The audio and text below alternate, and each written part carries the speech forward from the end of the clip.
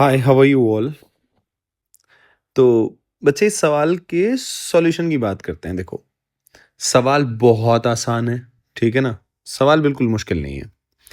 अब बात क्या है, जब आप इस सवाल को देखते हैं ना, तो ये सवाल का आंसर है, अगर मैं लिखूँ, जैसे मैं अगर बच्चा हूँ और मुझे पता है, मेरे को थोड़ा-सा कर रखा है मैंने ये, थोड़ा अलग-सा सवाल है, लेकिन सवाल बहुत आसान है, सोचने वाला है। कैसे? तो इसका आंसर अगर मैं लिखना हो, तो मैं तुरंत लिख दूँगा √2h/g। ठीक है, कैसे? मैं बस इतना पढ़ूँगा, क्या पढ़ूँगा मैं?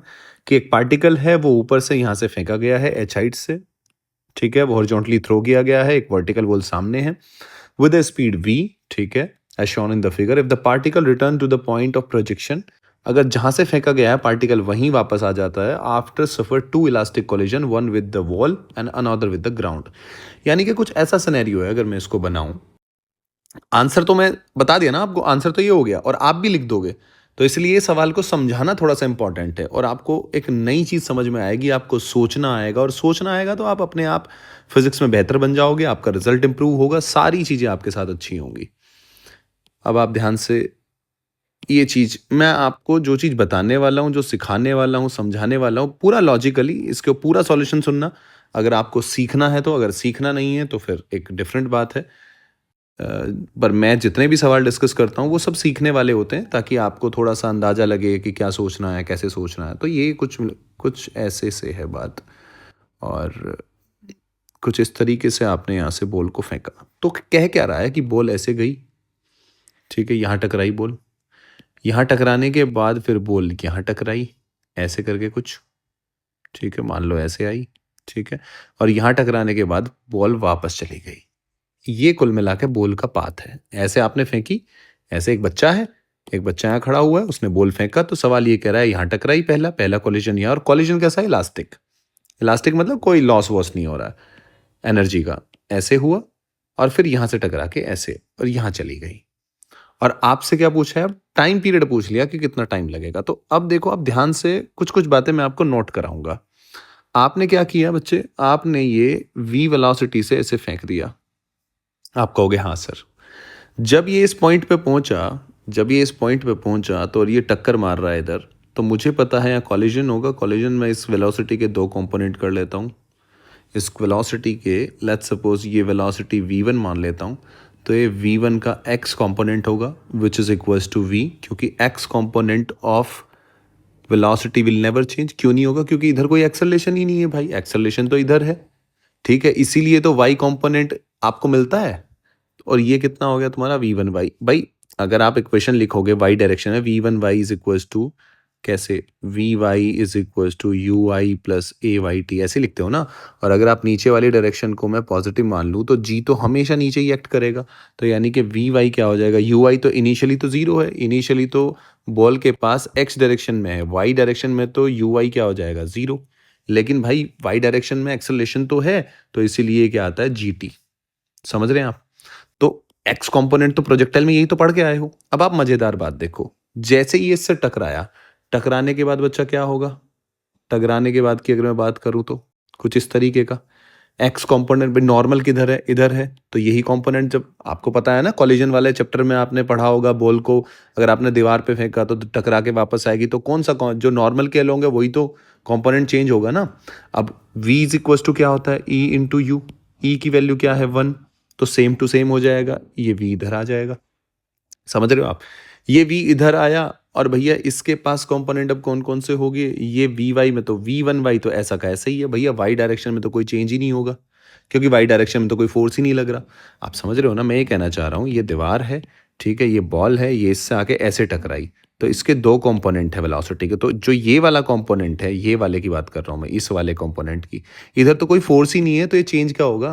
अरे डायरेक्ट भाई, वेलोसिटी की डायरेक्शन तो तभी चेंज होगी ना जब फोर्स लगे। समझ रहे हैं आप? तो फोर्स तो लगा नहीं, तो इसका मतलब ये तो ऐसा का ऐसा ही रहेगा, और इस वाला, ये वाला जो कंपोनेंट है, ये उसने ऐसे कर दिया, तो बॉल अब ऐसे मूव करने लगी, ठीक है? आप मुझे एक बात बताओ, आप टाइम किस कंपोनेंट से निकालते हैं? आप टाइम निकालते हैं टी इज इक्वल्स टू, आपको मतलब है किससे? इस वाले कंपोनेंट से, इस वाले कंपोनेंट से। क्या आप मेरी बात समझ पा रहे हैं? भाई आप, अगर ये मैं आपसे कह रहा हूं, ये इतने हाइट से मैंने एक एक ये बॉल है, ये ड्रॉप करी, तो यहाँ आने में कितना इसको ये वी वाई आएगा, नहीं आएगा? भाई इतना ही टाइम तो लगा ना, सेम ही तो बात होगी ना। अगर मैं इस कॉलिजन पे बात करूँ यहाँ, अगर मैं इस बॉल को ऐसे भी डाल दूँ नीचे, तो ये वी वाई कितना हो जाएगा? तब भी तो यही आंसर आएगा, जी इंटू टी। आएगा नहीं आएगा? एक बॉल को मैंने ऐसे फेंका, एक बॉल को मैंने ऐसे नीचे की तरफ फेंक दिया, तो वेलोसिटी तो वाई कंपोनेंट इतना ही होगा। अब ये वापस यहाँ से, अब वेलोसिटी में चेंज थोड़ी ना हो रहा है, एक्सेलरेशन भी उतना ही है। क्या Y component of velocity change हो रहा है? नहीं ना। आप किसी बॉल को ऐसे डालो और आप किसी बॉल को ऐसे फेंको, अरे फर्क तो तब पड़ता ना अगर ये वाई कंपोनेंट यहाँ चेंज हो जाता। ठीक है, ये तो चेंज ही नहीं हो रहा, तो इसका मतलब बॉल को नीचे आने में जो इसको टाइम लगेगा वही उतना ही उसको टाइम लगेगा, कोई फर्क नहीं पड़ेगा। अगर Y component of velocity change होता तो फर्क पड़ता। समझ रहे हैं आप? इसीलिए इसीलिए ये सवाल इसलिए बेहतरीन है कि अगर यहाँ से अब बच्चे को पता है कि वाई कंपोनेंट चेंज नहीं होगा, अब वो जैसे समझाया मैंने, तो वाई कंपोनेंट तो उतना ही आने वाला है, कोई फर्क तो पड़ेगा नहीं। अब जब कोई फर्क नहीं पड़ेगा तो इसका मतलब क्या होगा कि ये वाला जो टाइम है, अगर आप बॉल को ऐसे डाल दो, ठीक है, तो टाइम कितना लगता है ऊपर से नीचे आने में? T will be equals to root 2h/g। इतना टाइम लगा, यानी कि बॉल को नीचे आने में ऐसे और ऐसे आने में कितना रहा? 2h/g। ठीक है, अब इसके पास, अब जब ये ग्राउंड से टकराएगा यहाँ, ठीक है, तो इसके पास वी वाई वेलोसिटी है। वी वाई वेलोसिटी कितनी है इसके पास? वी वाई हो जाएगा तुम्हारा √2gh। होगा नहीं होगा? भाई वाई कॉम्पोनेंट ऑफ वेलोसिटी जब ये यहाँ तक गिर जाएगा तो √2gh होगा नहीं होगा? ठीक है, अगर √2gh है तो अब वो √2gh ऐसे हो जाएगी।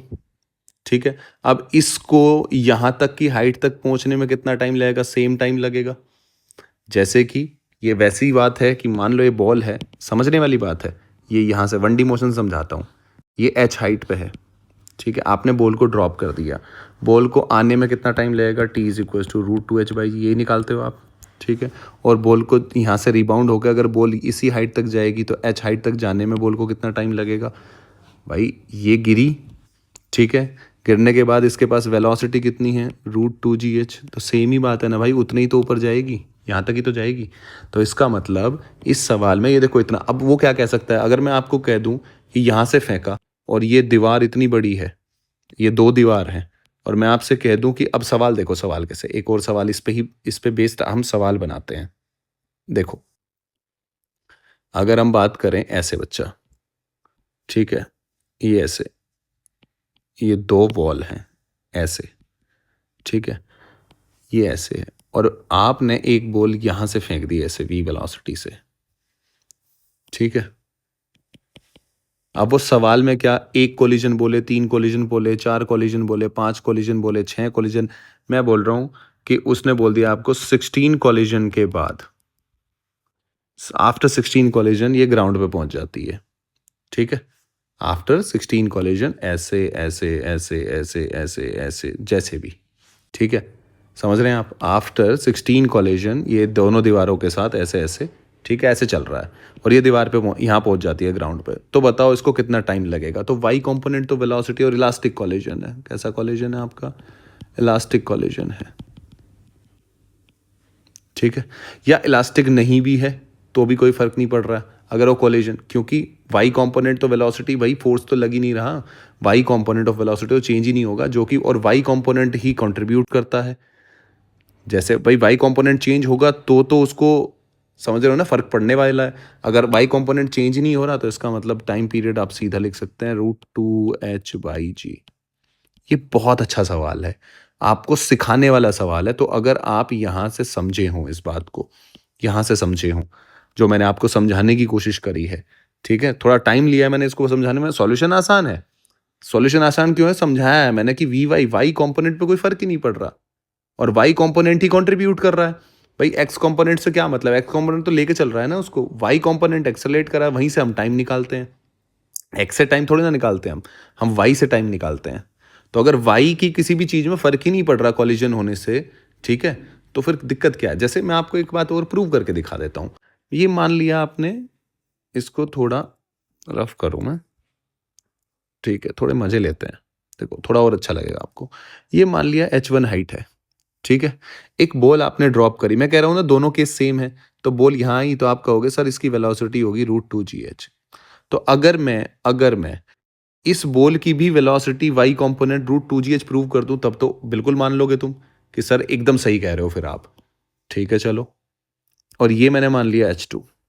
ठीक है, तो अगर मैं यहाँ पे इस पॉइंट पे ये v1y की बात करूं तो v1y कितना हो जाएगा, ui तो जीरो था, तो √2 ui तो जीरो था सॉरी, तो ये कितना हो जाएगा v1 का स्क्वायर यानी कि 2gh1। ठीक है, अब इस पॉइंट से देखो, इस पॉइंट से और यहां तक, भाई इस पॉइंट से अब नीचे इतनी हाइट गया ये, तो अब ध्यान से देखो फिर से लगाओ, तो v का square is equal to U square plus 2as, ये होता है ना, y में लगानी है सारी, y में।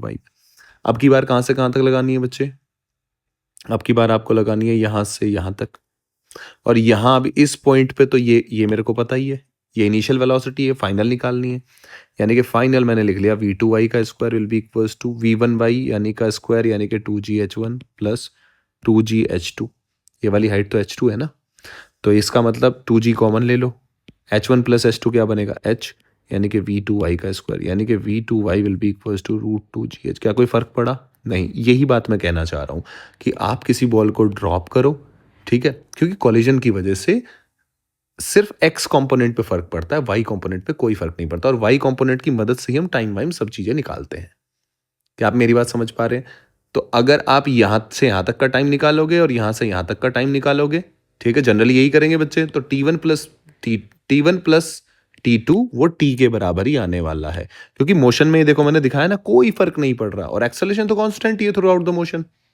आई होप कि आपको ये सवाल का सॉल्यूशन बहुत अच्छे से समझ में आया होगा। बहुत अच्छी प्रॉब्लम है, आपका दिमाग खोलने वाली प्रॉब्लम है ये। तो कितने भी, ये तो दो कॉलिजन है, मैं कह रहा हूं कितने भी कॉलिजन हो, वाई कंपोनेंट चेंज नहीं होगा, तो इसको ग्राउंड तक पहुंचने में √2h/g ही लगेगा, इसलिए मैंने इसका आंसर सीधा लिख दिया था। वो अब क्या कह रहा है मेरे को कि ये वापस भी जा रही है, अब वापस उतनी हाइट जाना है ना, उतनी हाइट जाना है, तो सीधी सी बात है, ट्वाइस कर दो बस। क्लियर है? आई होप कि आपको मजा आया होगा इस सॉल्यूशन में। ऐसी ही प्रॉब्लम मैं आगे डिस्कस करते रहेंगे, मतलब ठीक है भाई, मजे लेते रहो, पढ़ते रहो, सीखते रहो, और कमज़ोर महसूस मत करो, बस मेहनत करते रहो, मार्क्स आ रहे हो या नहीं आ रहे हो, बस मेहनत करते रहो, मार्क्स आ रहे हो एक दिन आने शुरू हो जाएंगे। थोड़ा समझ समझ के पढ़ना शुरू करो, जैसे मैं जब भी प्रॉब्लम डिस्कस करता हूं तो मैं आपको बताता हूं कि थॉट प्रोसेस क्या है, क्या सोचना है। क्लियर है? मिलते हैं अगली वीडियो में।